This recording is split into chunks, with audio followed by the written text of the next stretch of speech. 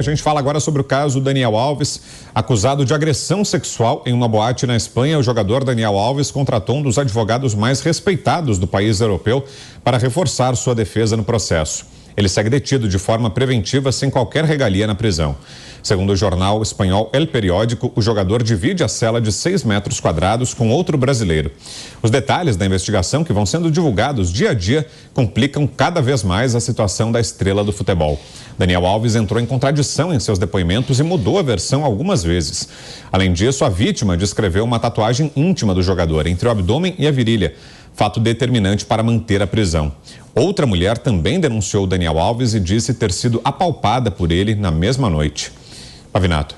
Olha, não só o reconhecimento da tatuagem na parte íntima, como as câmeras de segurança da pós-saída do banheiro em que ele trancafiou a moça, e os testemunhos, é claro, e os protocolos que as boates têm. E claro, um detalhe fundamental, né? Daniel Alves não aprendeu nada, nem com Bill Clinton e nem com Chitãozinho Chororó. Porque, já dizia a velha canção, o vestido velho da mulher amada tem muito valor, e tinha sêmen no vestido dela. Bom, ele estava no México quando as provas se reuniram, a investigação foi instaurada, e ele voltou para a Espanha para o velório da sogra, e foi nessa oportunidade que a polícia conseguiu prendê-lo. E a prisão preventiva na Espanha, para esse caso, tem o prazo de até 2 anos. E ele vai ficar lá, acredito eu, porque as provas contra ele só se avolumam. E essa questão de violência contra a mulher é algo que o Brasil devia aprender um pouco com a Espanha. Porque no Brasil nós temos uma estatística de que, de todos os crimes sexuais levados às autoridades, apenas 1% são convertidos em condenação ao criminoso. Apenas 1%. Nós precisamos aprender muito com a Espanha, nós precisamos aprender muito com essa dinâmica da perseguição penal ou persecução penal, que é a investigação até a denúncia, para que esses crimes possam ser de fato combatidos, porque é um crime horroroso, covarde. Então, não é uma estrela cadente, é uma estrela que se apagou. E também, é claro, trabalhar a questão da educação sexual nas escolas. Não para ensinar a criança e jovem a fazer sexo, mas para ensinar que elas podem estar sendo vítimas, porque as maiores vítimas de estupro no Brasil não são mulheres, são meninas, são crianças. Então nós precisamos da educação sexual para ensinar limites, para ensinar respeito. Porque a partir do momento em que você acha que a sua estupidez, que a sua trouxice lhe dá o direito de abusar de alguém só porque ela chegou perto de você, só porque ela se sentou à sua mesa, isso é pura torpeza. Então o que ele fez foi reprovável, não adianta ter contratado o advogado mais respeitado, porque ele está defendendo um dos atos mais asquerosos. Kobayashi. Bom, esse caso ele tem tomado a cada dia mais novidades, né? E vamos trazer aqui algumas delas, né? Essa mulher, essa vítima, ela não quer indenização, ela já deixou isso muito bem claro.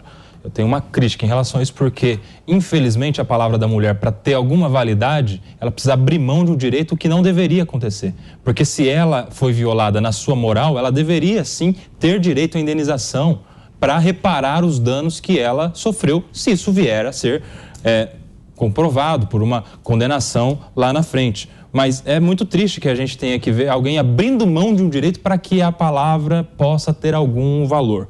E no decorrer dos anos, a gente tem uma coisa no direito brasileiro que também acontece no direito espanhol e em muitos outros países, que é uma evolução no direito probatório em relação a alguns crimes que acontecem entre 4 paredes. No Brasil, especificamente, nos crimes de violência doméstica e nos crimes sexuais, que acontecem em um ambiente reservado, onde não há câmera de segurança, onde não há testemunhas, onde não há nenhum tipo de documento, de prova que possa confirmar a palavra de alguém que está sendo vítima de um crime. E no decorrer dos anos, a palavra da vítima tem tomado mais valor no direito probatório. E lá na Espanha, isso também vem acontecendo, claro que uma palavra que está amparada de outras circunstâncias.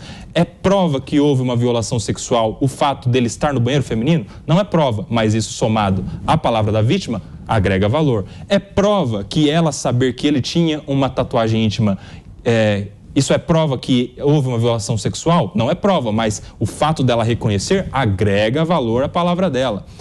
Prova a violação sexual o fato de que ele estava no banheiro feminino junto com ela? Não prova, mas agrega valor à palavra dela. Então, tudo isso vem acontecendo. Aliás, as contradições dele. Ele apresentou 3 versões diferentes já nesse caso. Ela não. Ela, em 3 oportunidades que teve, disse a mesma coisa, um depoimento contundente, firme.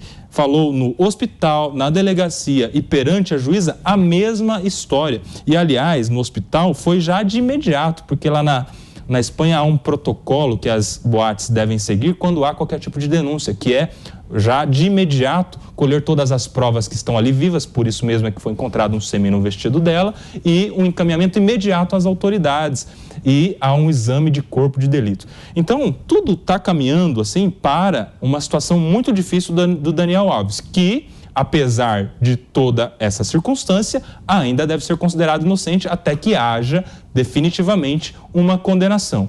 Nós temos tudo caminhando para a condenação, mas ele ainda é inocente. Por outro lado, a gente precisa mesmo considerar essas circunstâncias que prejudicam muito a situação dele e que devem chegar a uma condenação criminal. Você, Zé? O debate, vamos ser claro, aí é quantos anos Daniel vai ficar preso, né? As provas são irrefutáveis, e provas científicas, e há testemunhas, enfim. É preciso agora debater, inclusive, outros casos que vão aparecer contra ele, porque ninguém é são durante a vida inteira e, de repente, cai numa destas, né? É grave, uma situação muito grave, e a história dele ficar 4 anos é só para o julgamento. Com a condenação, ele pode ficar muito mais.